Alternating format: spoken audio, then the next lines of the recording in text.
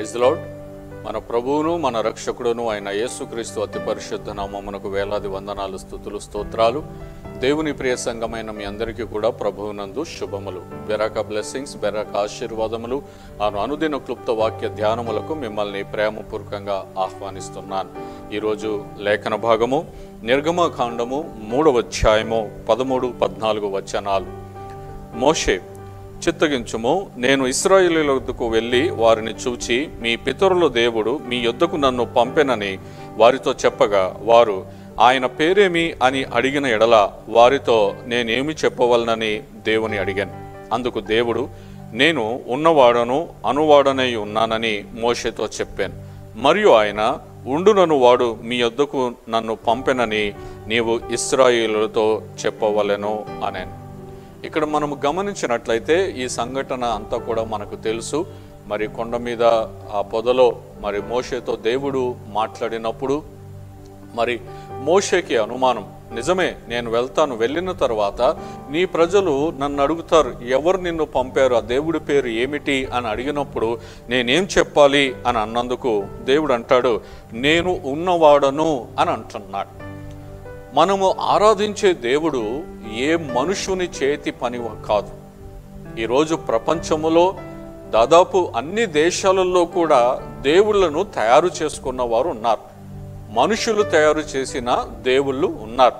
కానీ ఇక్కడ దేవుడు చాలా స్పష్టంగా చెబుతున్నాడు, నేను ఉన్నవాడను అనంటే నన్ను ఎవరు తయారు చేయలేదు, నన్ను తయారు చేయడానికి ఎవరికి అవకాశం లేదు, ఆస్కారం లేదు. నేను ఉన్నవాడను, సజీవుడమైన దేవుడను.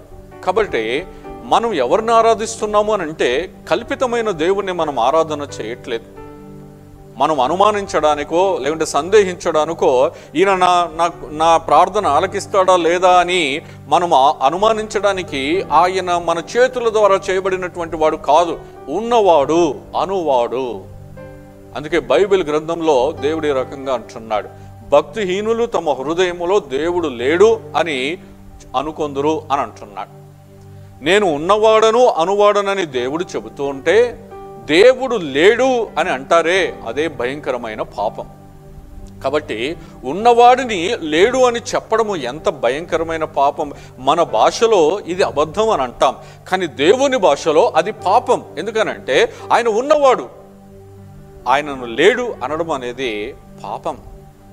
కాబట్టి అబద్ధానికి పాపానికి ఎంత తేడా ఉందో చూడండి. అబద్ధం కూడా పాపమే, కానీ అసలు సృష్టికర్తను లేడు అని అనడం అనేది, ఉన్నవాడును అని చెప్పుకుంటున్న దేవుణ్ణి లేడు అనడం అనేది చాలా భయంకరమైన పాపం.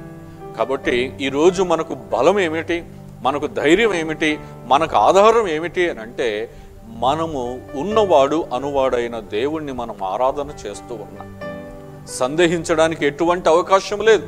ఈ సృష్టిని చూసినప్పుడు దేవుని కార్యములు మనకు తెలుస్తాయి.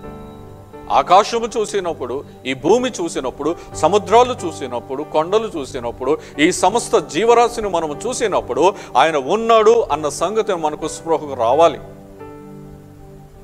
ఆయన చేతి పని ఇదంతా, మన కన్నుల ఎదుట ఉన్నదంతా కూడా ఆయన చేతి పని. ఎందుకనంటే ఆయన చేశాడు.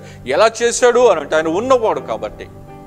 ఆది కాండంలో మనకంతా తెలుసు, ఆయన పలుకనుగా, ఆయన కలుగునుగాక అనగా ఆయన పలుకగా అన్ని సమస్తం కలిగాయి. కాబట్టి వీటన్నిటికంటే ముందు ఉన్నవాడు ఆయనే. మనకు ఇదే ధైర్యం.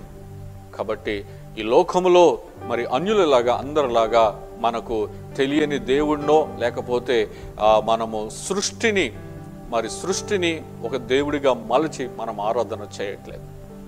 మనం ఆత్మ సంబంధులము, ఆత్మతో సత్యముతో ఆ ఉన్నవాడిని ఆరాధన చేస్తున్నాం. మన మనోనేత్రములతో ఆ ప్రభువుని చూస్తూ ఆ ప్రభువుని మనం ఆరాధన చేస్తూ ఉన్నాం. నీకు నాకున్న నిరీక్షణ, ఒక దినమున ఆ ఉన్నవాడిని మనము చూడబోతున్నాం. కాబట్టి ఈ లోకం మనం చూసినట్టుగా దేవుణ్ణి చూడదు. కాబట్టి లోకంలాగా దేవుణ్ణి మనం చూడకూడదు. మనము లోకులు చూసినట్టుగా దేవుని సృష్టిలో కాదు, ఆయన ఉన్నవాడు. కాబట్టి ఈ సంగతిని మనము గ్రహించి మనం ఆత్మతో సత్యముతో ఆ ప్రభుని ఆరాధన చేయాలి.